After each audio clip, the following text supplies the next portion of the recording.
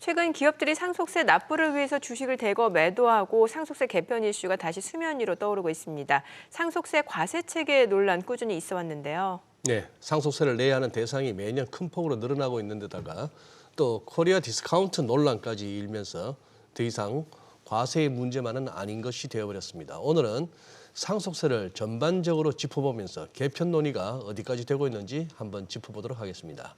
이경호 세무사 자리해 주셨습니다. 어서 오세요. 어서 오세요. 안녕하세요. 예, 자, 요거 이제 상속 증여 이게 뭐 기업들만의 문제는 아니잖아요. 네. 집안채만 갖고 있어도 이게 또 상속세 증여세 여기에 해당되는데. 이제 그만큼 이제 우리 국민들 뭐 대부분이 이제 보편화된 또 부담해야 되는 그런 세금 중에 하나고 우리 상속세 증여세 부담이 좀 크다 하는 얘기는 예전부터 있어 왔고 지금 요 개편 논의가 그 전에 우선 상속하고 증여하고 차이부터 한번 짚고 가볼까요, 세무사님? 그 상속하고 네. 증여 둘 다 네. 이 대가 없이 받게 된다는 측면에서는 동일한데요. 네. 근데 이제 살아생전에 받게 되면 증여인 거고요. 아하. 근데 사망을 원인으로 대가 없이 받게 되는 걸 상속이라고 합니다.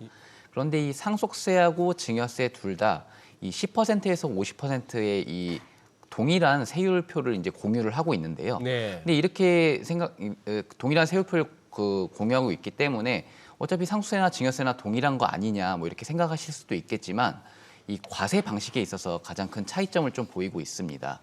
이 상속세 같은 경우는 피상속인, 즉 돌아가신 분의 상속 당시에 보유하고 있던 모든 재산을 다 합산한 다음에 예. 거기다 세율을 적용을 합니다. 어허. 그런데 이제 증여 같은 경우는 수증자, 즉 재산을 받은 사람이 받은 재산 가액에 대해서만 세율을 네. 곱하기 때문에 네. 상속 증여세율이 동일하다 하더라도 세부담에 있어서 꽤 많은 차이가 날 수가 있습니다.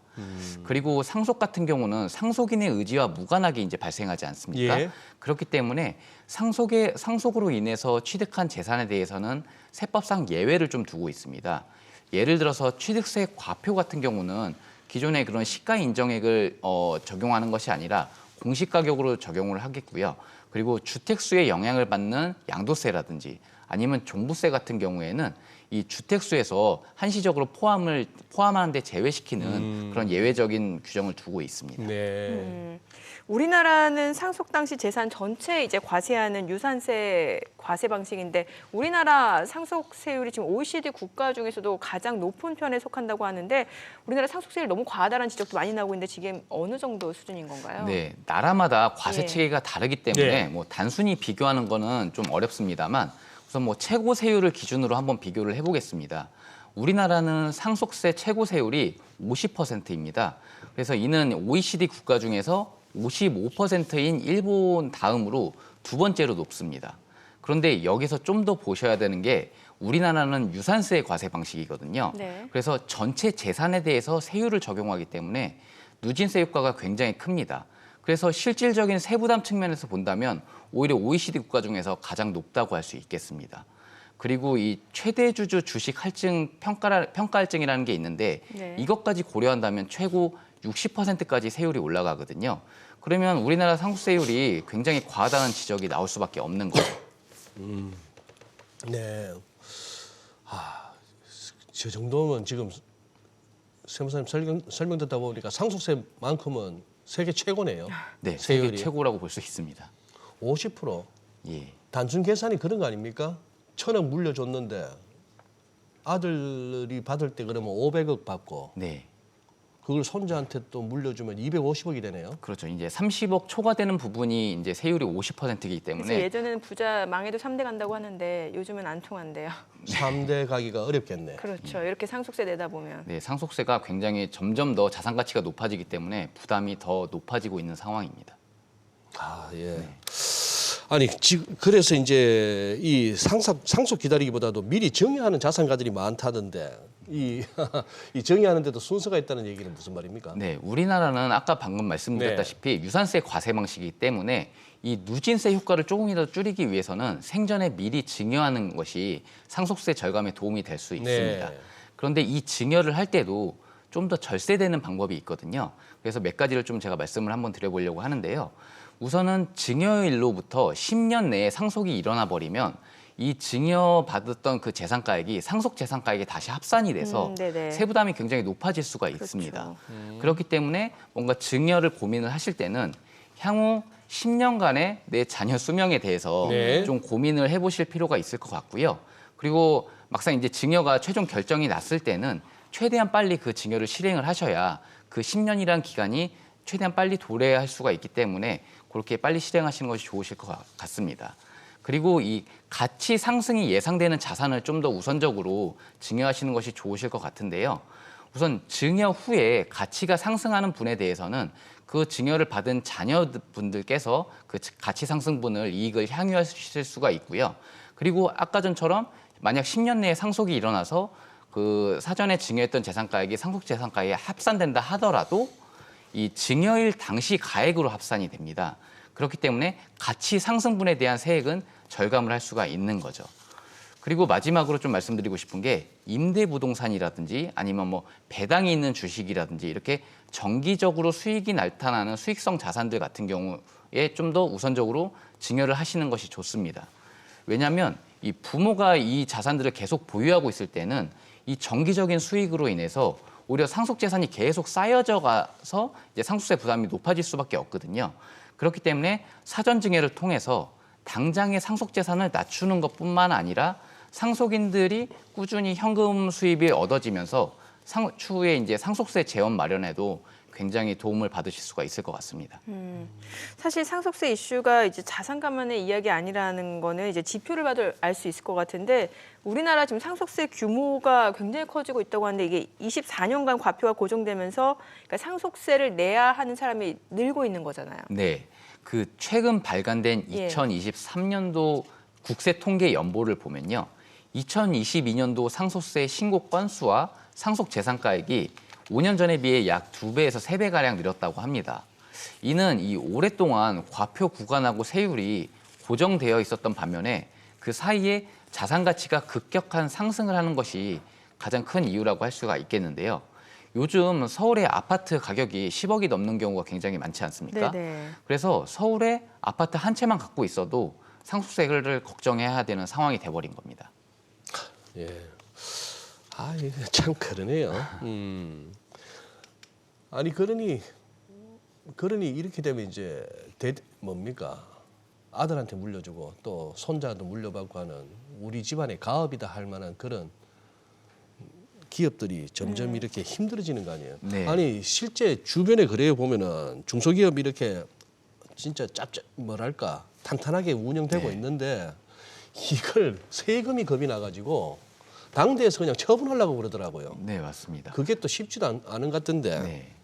그 이 경기 침체와 더불어서 네. 이 상속세 부담이 높아짐으로써 예. 이 경영 환경이 굉장히 악화되고 있는데요. 그렇죠. 그래서 이제 부도나 강제 구조조정을 피하려고 중소기업들이 예. 이 M&A 시장으로 많이 유입된다고 합니다. 근데 이 중소기업들 중에서는 이제 기술력도 좋고 이제 성장 잠재력이 네. 굉장히 많은 알짜 기업들도 많다고 예. 전해지고 있는데요. 그러나 이 상속세 부담 때문에 이 승계를 포기하는 분들도 많이 있다고 합니다. 근데 문제는 이 대기업과 달리 이 중소 중견기업 간 M&A는 매수자를 찾기가 어렵기 때문에 초기 단계에서 불발되는 경우가 대부분이라고 합니다. 그렇기에 이 단순 기업 간의 문제로 이것을 치부할 것이 아니라 국가가 적극 나서서 정책 자금이라든지 아니면 뭐 보증 지원 등을 통해서 M&A를 활성화해야 되는 건 아니냐 이런 의견들도 있습니다. 사실 이게 상속세 개편 이슈가 조금 수면 위로 떠오른 게 최근에 보면 그 삼성 오너가 상속세 납부를 위해서 블록딜에 나섰잖아요. 그러다 보니까 뭔가 삼성전자 주가 자체가 8만 원 선을 넘지 못하고 있다 이런 분석들 많이 나오고 있는데 이게 사실 상속세를 미룰 수도 없는 문제고 이러다 보니까는 이 상속세 개편 논의가 이루어지고 있는데 이게 쉽지만은 않은가 봐요. 네, 우리나라 초고액 자산가들 같은 경우에는 결국 재산의 절반이 예. 상속세로 낼 수밖에 없는 구조거든요. 특히 이 대기업 오너들 같은 경우에는 재산 가치의 대부분이 주식으로 형성되어 있습니다. 그렇기 때문에 이제 추후에 이제 상속인들이 별도의 상속세 재원 마련하는데 굉장히 어려움을 겪고 있습니다. 그렇기 때문에 이제 주식 매각이라든지 아니면 물납을 통해서 이제 충당들을 많이 하고 있는데요. 그리고 이제 우리나라 특유의 오너 경영 자체가 이 네. 자녀들한테 경영권 승계를 중요시하다 보니까 상속 이전에 주가를 부양하는 노력보다는 오히려 상속세 절감을 위해서 주가를 낮추려고 하는 편법도 동원되기도 합니다. 이러한 이유들로 인해서 이제 오너가의 상속으로 인해서 좀 애꿎은 소액 주주들이 피해를 보는 것이 현실이긴 합니다. 그래요.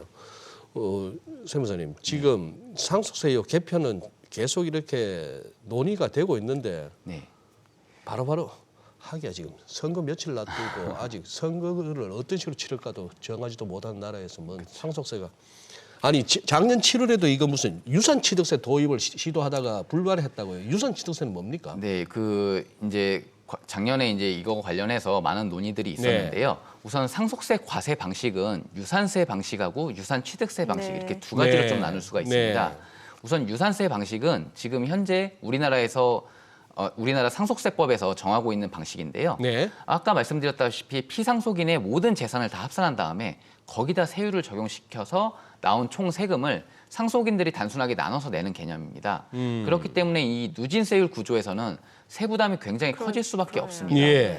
근데 이제 유산취득세 같은 경우는 상속인들이 각자 받은 재산에 대해서만 세율을 곱하기 때문에 과표가 네, 나눠지면서 예, 이제 예, 세부담이 예. 낮아질 수밖에 없죠. 아, 예. 네. 그러면 실제로 이게 어느 정도 효과가 있는지 좀 알려주세요. 예, 단순히 이렇게 과세 방식만 갖고 보면 네. 이제 유산취득세가 굉장히 좀 유리할 것처럼 보이잖아요. 맞아요. 예. 그래요. 근데 좀 더 깊이 들어가 보면 좀 몇 가지 고민거리가 좀 생길 수밖에 그래요? 없습니다. 예, 이 유산세 방식 하에서는 세부담을 조금이라도 낮춰주기 위해서 그 전체 재산가액에서 고액의 공제액을 적용을 시켜줍니다. 예를 들어서 5억 원의 일괄 공제가 있고요. 그리고 최대 30억까지 배우자 공제라는 걸 해주는 것들이 있는데요. 이런 고액의 공제액들은 이 유산세 방식하고 어울리기 때문에 유산취득세로 이제 전환이 됐을 경우에는 사라질 가능성이 굉장히 높습니다. 아, 공제액이요? 네. 그래서 그리고 거기에다 이제 상속인들이 많은 경우에는 여러 명이 있는 경우에는 이제 과세 표준이 낮아지기 때문에 네네. 세부담이 낮아질 수가 있겠지만 한 예로 이제 뭐 상속인이 만약에 한 명이다 이렇게 된다면 네. 오히려 유산세 네. 방식을 통해서 고액의 공제액을 많이 받는 것이 오히려 더 그게 유리할 차이 수가 났다. 있는 거죠. 그러네요. 예, 그래서 이제 유산취득세로 전환할 경우에는 이제 상속인 각자의 인적 사정을 고려해서 공제를 좀 탄력적으로 하는 예. 노력을 동시에 해야 세부담을 낮추는 효과가 좀 있을 것이라고 보여집니다. 이게 투트랙으로 가면 좋겠네요. 네, 선택해서. 네. 그렇게 예. 해서 좀 적절하게 탄력적으로 그러니까요. 하는 방법을 많이 고민을 해야 될 것 같습니다. 네. 이제 상속세 개편을 두고 이제 의견이 분분한데 항상 또 이런 거 얘기하다 보면 이제 개편이 필요한 쪽에서는 그렇게까지 얘기합니다. 국가 경쟁력 차원에서라도 상속세 손 봐야 된다. 네. 지금 뭐 다 들고 나갈 판이니까. 네. 얼마 전에 언론에 기사도 났더만요. 싱가포르로 간다고. 예, 그런 경우들을 그런 경우도 많이 있다고 그러고. 고민들을 또 하시는 것 이런 같습니다. 얘기 하다 보면 또 이제 부자 감세 얘기가 또 꼭 나와요. 맞습니다. 무슨 상속세 개편에 우리 세무사님 보시기에 무슨 묘수는 없을까요? 이게 워낙 첨예한 부분이기 첨예하죠. 때문에 네. 답내기는 쉽지는 않습니다. 네. 그런데 이 지금의 상속세 체계가 과도하다는 그런 의견에는 많이들 동의를 하고 정도 있는 공감대는 상황이 형성된 것 공감대는 같아요. 많이들 형성되고 네. 있는 상황이거든요. 근데 이 지금의 상속세 체계는 기존에 이제 당장의 그 초고액 자산가들한테 부과를 해서 네. 이 부의 순환이란 취지에는 굉장히 부합할 수 있습니다만 네. 근데 이제 기업인들이 계속 이 부담이 가중이 되고 있고 그리고 실내로 이제 상속 과정에서 이 주식의 매각 등을 통해서 이제 그 틈으로 이제 외국 투기 자본이 그러니까 진입을 하는 식으로 해서 국부가 유출될 수도 있는 가능성이 있거든요. 네. 그렇기 때문에 이 전문가들은 좀 이제 상속세 체계를 좀 이제 완화하는 방향으로 가고 있는데요. 그렇게 고민들을 하고 있는데요. 이제 최고 세율을 지금의 50%에서 30%로 낮추고 이제 과표 구간은 지금 현재 5단계에서 3단계로 좀 낮추기도 하고요. 그리고 10억까지의 과표에 대해서 지금 현재는 최대 10%, 20%, 30%까지 이렇게 좀 세율 구간이 나눠져 있거든요. 네. 이거를 한 단계로 이제 일원화를 시켜서 중산층에게도 세부담을 좀 이렇게 낮춰주는 그런 효과를 보일 수 있게 하게끔 좀 고민들을 하고 있는 것 같습니다. 그런데 이렇게 해서 이제 개편을 하더라도 이로 인해서 좀 세수 부족을 고민할 수밖에 없는 것이 현실이거든요. 그래서 이것은 좀 쉽지 않은 문제일 것 같습니다. 네. 오늘 내용 잘 들었습니다. 고맙습니다. 고맙습니다. 감사합니다.